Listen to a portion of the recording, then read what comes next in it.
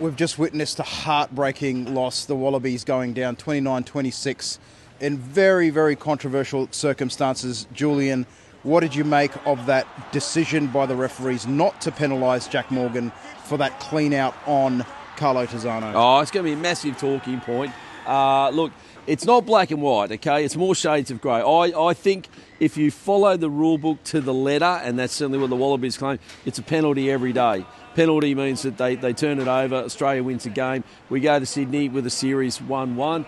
But if you also look at it, intent and he was down low and everything, I can also see a case for it not being a penalty.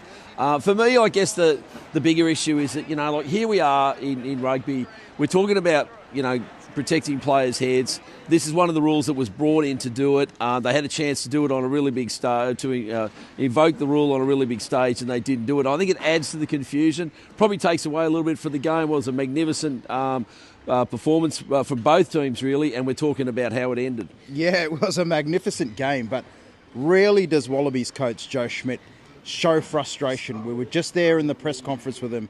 He was clearly frustrated with that decision because not only has it cost them the game, it's cost them the series. The Lions are jubilant, but when you actually look at the letter of the law, he's taken him above the line of the neck.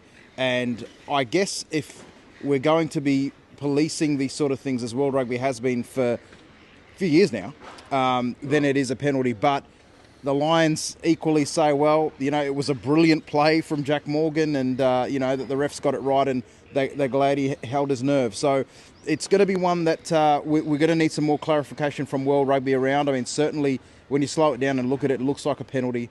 But you touched on it. The Wallabies were leading 23-5. You can't be losing games with that sort of a lead.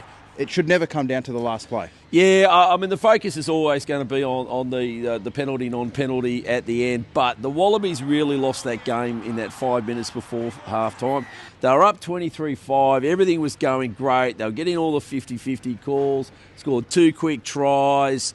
Suali made a great break. Everything was going well. And then they gave up those 2 tries right on the stroke of half-time.